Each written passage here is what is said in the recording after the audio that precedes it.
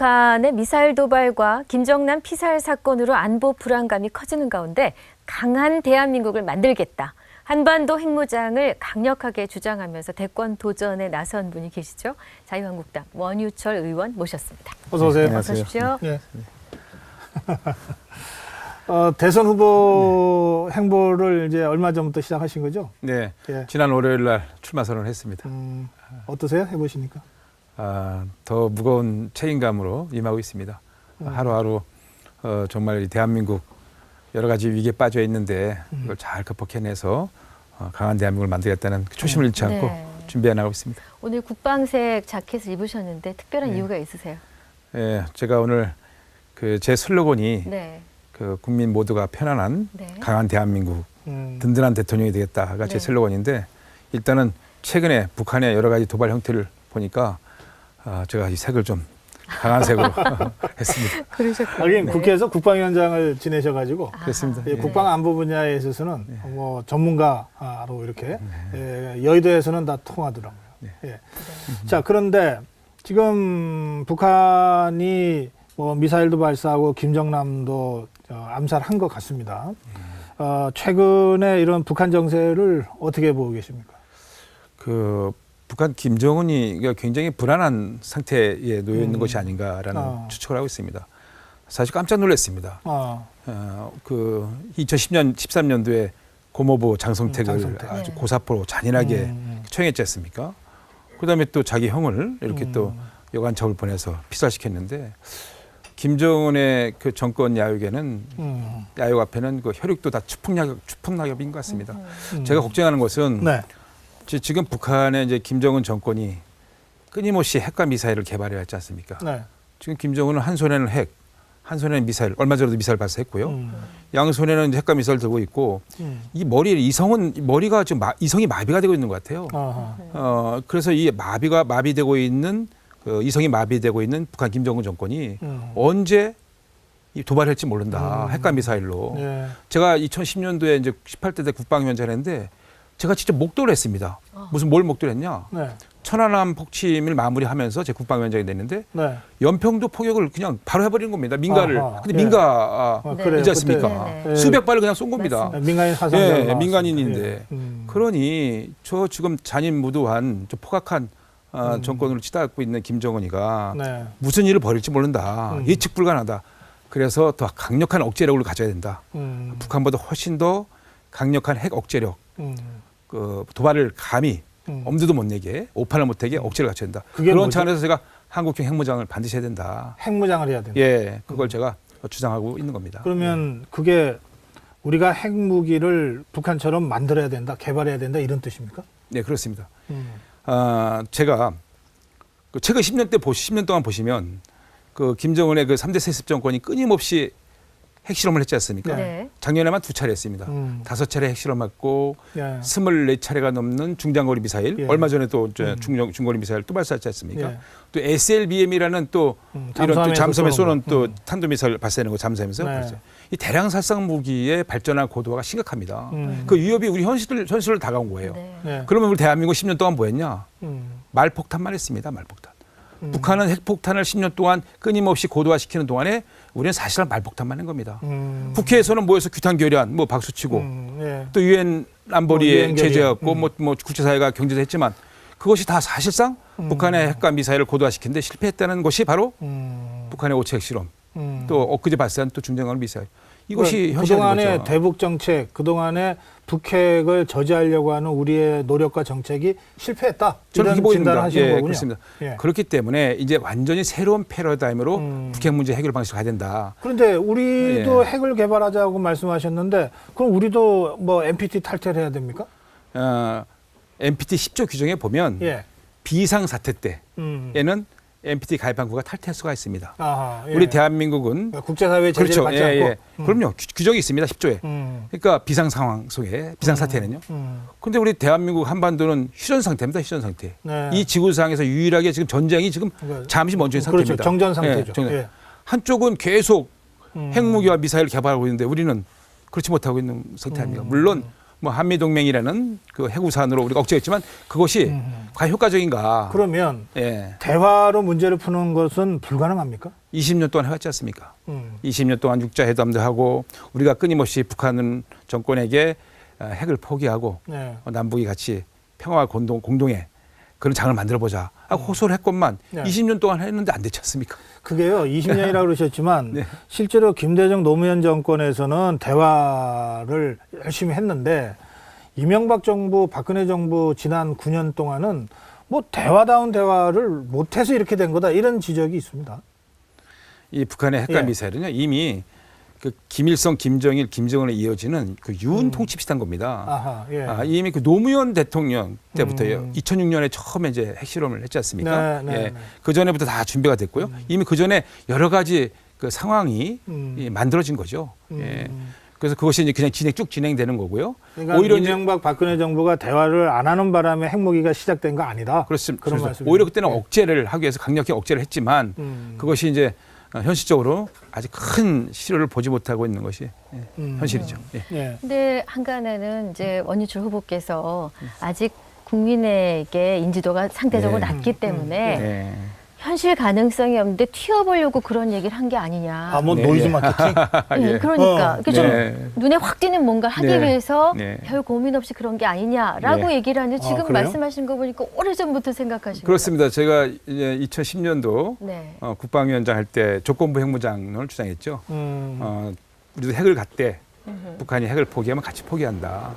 사실 핵은 핵으로 억제하는 것이 가장 강력한 방법입니다. 근데 현실 가능성이 있습니까? 예, 가능성이 있습니다.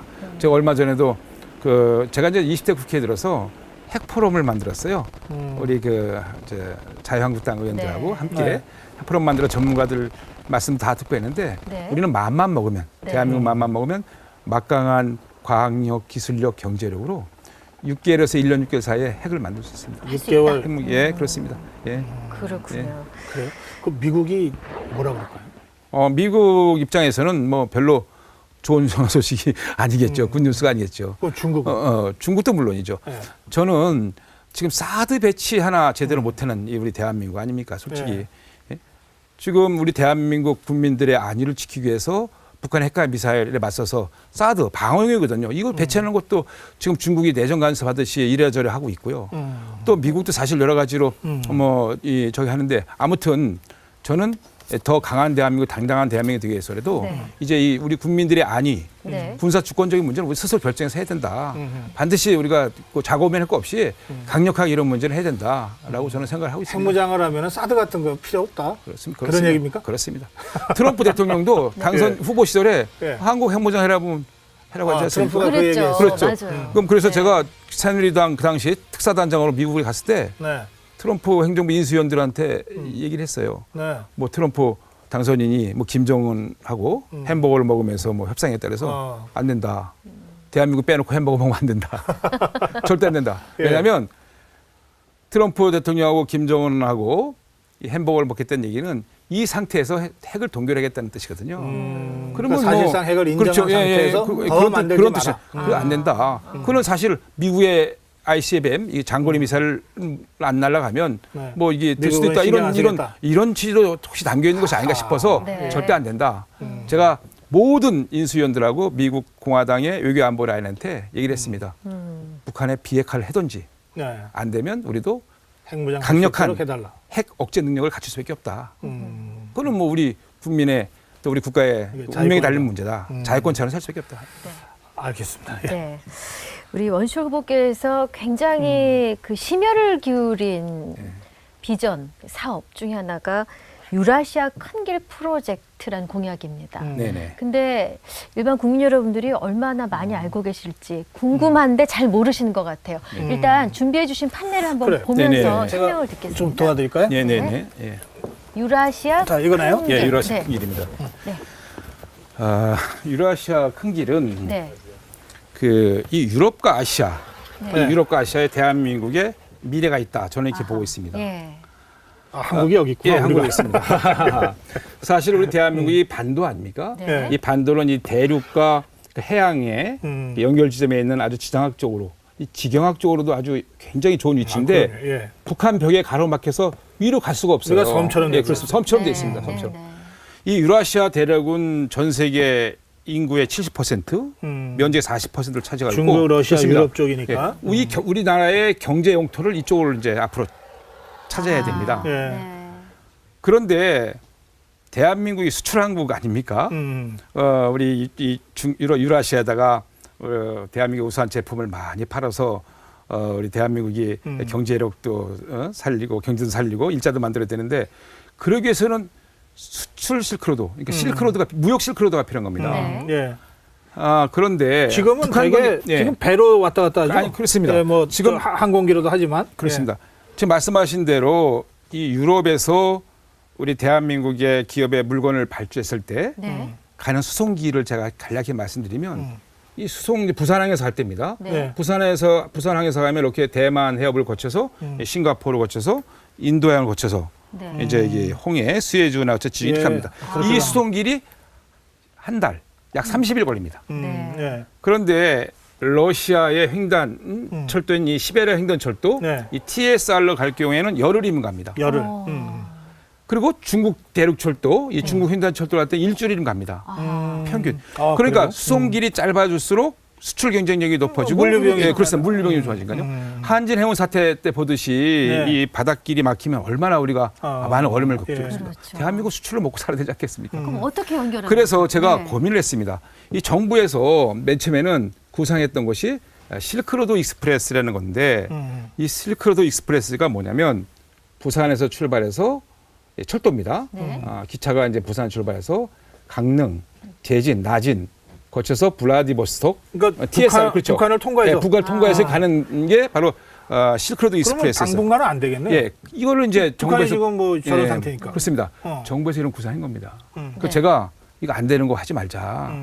북한의 북핵 문제 때문에 여러 가지가 안 되는데 이거 뭐 계속 이제 구호로 해놓으면 곤란하다. 네. 새로운 대안을 찾자라고 네. 대안을 제가 제시한 것이 그렇다면 백길을 이용하자. 백길로. 예, 아하. 평택 당진항에서 열차 페리를 이용해서 중국 연태를 가서 중국으로 바로 연태에서 가서. 기차를 타고 음. 중국 횡단철도를 달려가는 겁니다. 이거 북한하고 상관없으니까. 네, 그리고 북한을 거치지 않고 바로 이 황해 바닷길을 넘어서 열차 페리를 이용해서 가는데 해저 터널 아니요. 열차 페리. 백길로. 열차 페리가 뭐냐면 이런 열차 겁니다. 페리가 뭐, 예. 열차 페리를 조금 한번 더 보여드리면요. 그렇죠. 예, 이거 놓으시죠. 열차 페리가 바로 이렇게 생긴 겁니다. 열차 페리는 쉽게 해서 이 배에다가 이렇게 기차를 실어가는 겁니다. 이 배 안에 지금 그렇죠. 배 안에 기차 들어가는 거네 지금. 예. 그래서 이 배가 그냥 평택 당진항에서 중국 산동에 있는 연태항으로 가는 겁니다. 아하. 그럼 도착할 거 아니에요? 한국에요? 네. 그럼 기차 이렇게 내려오는 겁니다. 또. 배에서 바로 나에서 배에서 바로. 그냥 논스톱으로 중국 대륙철도를 달리면 중국, 중앙아시아, 러시아, 유럽으로 가는 겁니다. 그게 열차 페리고. 그게 열차 페리. 그런 게 예, 보통 있군요. 예, 그런 네. 열차 페리 기능입니다. 아, 그래서 예. 또 말씀을 좀 드리면 네. 그래서 이제 이거를 제가 외교부에다가 요구를 해서 네. 용역을 줬어요. 네. 다 야당 의원들도 도움을 주셨어요. 외교 유통위의 여야 의원들이 다 도움을 줬어요. 그 증액할 때. 그래서 이제 줬더니 경제성이 있다가 나왔어요. 아하. 작년 3월에 제가 유라시아 큰 길을 만들 때까지 이제 뭐 하루 아침에 된 게 아니라 외교부, 국토교통부, 해양수산부 3개 부처하고 알겠습니다. 2년 동안 전철했는데요. 예. 그래서 이제 서해 쪽으로 가는 건 뚫렸단 말이죠. 네. 근데 가만 생각해보니까 동쪽도 가자. 예. 이 환황해권이 있으면 환동해도 되지 않느냐 싶어서 강원도 동해안에서 네. 마찬가지로 열차 페리를 띄워서 블라디보스토크. 러시아 블라디보스토크 지금 이거 백길들이 지금 왔다 있긴 갔다 있습니다. 하죠? 예, 있습니다. 예, 그래서 열차 페리를 띄워서 가면 여기 이제 시베리아 횡단철도로 가는 거죠. 이쪽으로 예. 갈 수도 있고 일로 갈 수도 그렇습니다. 있고. 그러면 알겠습니다. 우리 대한민국 한반도를 중심으로 해서 왼쪽으로는 중국 횡단철도, 네. 오른쪽에는 시베리아 횡단철도, 네. 환황해, 환동해가 다 연결되는 그러네요. 겁니다. 이렇게 되고요. 나중에는 이거 하나 더 있으세요? 예, 나중에는 아예 터널을 뚫는 겁니다. 예. 터널. 이 터널 뚫는 겁니다. 이게 마지막 완성되는 유라시아 네. 큰 길인데요. 어디에서 한중간에 해저 터널 뚫는 겁니다. 음, 예. 이 평택 당진 쪽에서 이게 전부 거리가 얼마나 됩니까? 이게 한 70km 됩니다. 네. 대한민국에서는 가장 짧은 거리입니다. 아 그래요? 예, 예. 음, 그래서 돈이 산동에 많이 들 것 같은데. 저희가 추정할 때 100조 정도 예상하는데 네. 중국이 50조, 우리가 50조. 양쪽에 서로 예, 도움이 50조씩 되니까. 되면 됩니다. 그래서 이 한중 해저터널을 뚫면 이게 다 동그라미가 인공섬이거든요. 어. 인공섬도 환기해야 되지 않겠습니까? 어. 그 인공섬에다 레저 휴양 시설을 누른 겁니다. 그래서 여기에서 이제 뭐 그 외국인 전용 카지노, 레저, 그러니까 뭐 바둑, 체스, 서양식 자체스, 그다음에 성형 중국 사람 성형 좋아하니까 와서 성형 수술하고 여기서 성형 단지, 예, 이른바 의료 관광 의료 관광 되는 거죠. 그런 것도 하고 할 수 있고요. 그래서 이 한중 해저 터널을 통해서 요 구간만 근데 이쪽은 뭡니까? 이제 한일 해저 터널입니다. 이거는. 이건 그동안 예. 논의가 됐던 건데. 됐습니다. 예. 그렇군요. 예. 이 한중 해저 터널만에서 얻어지는 그 경제 효과가 일자리가 120만 개, 또 어마어마한 또 이제 여러 가지 우리나라의 그 일자리가 만들고 경제에 활력을 불어넣을 수 있는 뭐 건설부터 시작해서 뭐 알겠습니다. 그리고 이제 한일 해저 터널까지 뚫는 거죠. 그렇게 되면 네. 우리 대한민국은 아까 이제 유라시아 큰게 마지막으로 한 번 더 설명드리는 거죠. 예. 그렇게 되면 그렇게 되면 이제 이렇게 완성이 되는 겁니다. 드디어 섬에서 벗어나서 우리 대한민국이 한일 해저 터널, 한중 해저 터널 그리고 이 나중엔 남북 연결 철도를 통해서 TSR 시베리아 횡단 철도를 연결하고 또 중국 대륙 철도를 연결하고 이렇게 반지 모양의 둥근 순환고리를 만들 수 있어서 대한민국의 물류 경쟁력이 높아지고 국가 경쟁력이 높아지고 단순히 철도와 물류뿐만 아니라 여기는 이제 관광, 여행, 에너지 이런 모든 산업이 참여하기 때문에 이제 모든 분야의 발전이. 이게 지금 원유철 후보의 대표 공약입니까? 이제 제가 이번 대선에 참여하면서 내세운 대표적인 핵심 공약 중에 하나입니다. 후보 선언하시고 이렇게 자세하게 설명하신 거 처음이시죠? 처음입니다. 예. 별도로 조금 더 설명할 게 많은데 구간별로 나오는 일자리라든가 경제 효과, 생산 유발할 거 많은데 오늘 시간이 없어서 차차. 알겠습니다. 저건 무슨 갑자기 4대강 생각이 나는데 국가 예산으로 하는 겁니까? 그렇습니다. 국가 예산 또는 지자체 또 참여하고 기업, 그러니까 민관이 다 참여하고요.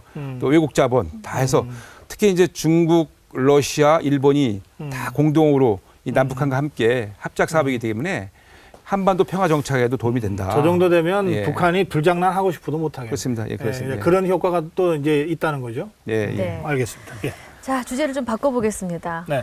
그 바른정당에서 뿐만이 아니라 야권에서는 자유한국당 후보 내지 마라. 지금 그런 분위기가 있지 않습니까? 이 유라시아 큰길 얘기를 듣는 바람에 시간이 별로 없네요. 짧게 진행. 후보 내지 말라는 부분에 대해서 어떻게 생각합니까? 네, 그거는 뭐 본인들 스스로 본인들이 좀 잘 생각했으면 좋겠습니다. 예, 그 후보 내지 말라는 얘기는 어불성설이죠. 우리 그 새누리당에 있다가 탈당하고 간 사람들이 할 얘기는 아니다. 어불성설이라고 그러셨는데 직접 한번 확인해 보실래요? 네. 예. 친박, 진박, 간신배들이 대통령을 망친 것도 모자라서 이제는 나라까지 망치려 하고 있습니다. 소위 그 진박 간별사를 자처한 조원진, 공천 개입 막말 파동 주인공 윤상현, 촛불은 꺼진다고 민심을 짓밟은 김진태, 이런 진박 소위 간신배들이 소위 태극기 집회에 참석해서 진실을 호도하고 역사의 수레바퀴를 거꾸로 돌리려고 하고 있습니다. 탄핵 결정을 바른정당의 이종구 정책위원장의 발언입니다. 네. 얼마 전까지 같은 당이었는데. 그렇습니다. 그래요. 같은 정당에 계시던 분이 말씀을 저렇게 하니까 좀 당혹스럽네요. 저는 지금 집회 얘기가 나왔지 않습니까?